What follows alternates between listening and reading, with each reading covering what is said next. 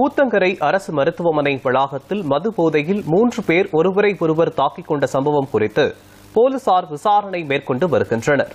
இதுகுறித்த கூடுதல் விவரங்களை நமது செய்தியாளர் ரமேஷ் வழங்க கேட்கலாம். ரமேஷ், வணக்கம். ஊத்தங்கரை அரசு மருத்துவமனை வளாகத்தில் 3 பேர் மது போதையில் ஒருவரை ஒருவர் தாக்கிக் கொண்டிருக்கிறார்கள். இதற்கான காரணம் என்ன? இது பற்றி காவல்துறை என்ன விசாரணை மேற்கொண்டு வருகிறது? இது பற்றி விவரங்கள் சொல்லுங்க.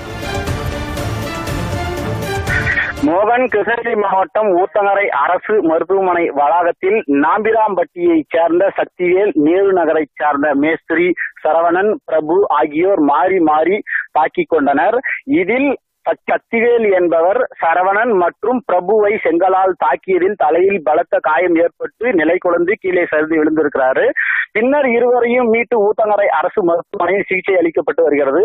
மருத்துவமனை வளாகத்திலேயே மூவரும் மது போதையில் மாறி மாறி தாக்கிக் கொண்ட சம்பவத்தால் மருத்துவர்கள், செவிலியர்கள், நோயாளிகள் மற்றும் பொதுமக்கள் மிகவும் அச்சத்திற்குள்ளாயிருக்கிறாங்க.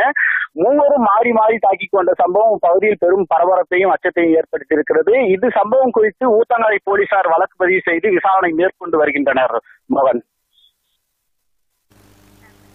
விவரங்களுக்கு நன்றி ரமேஷ்.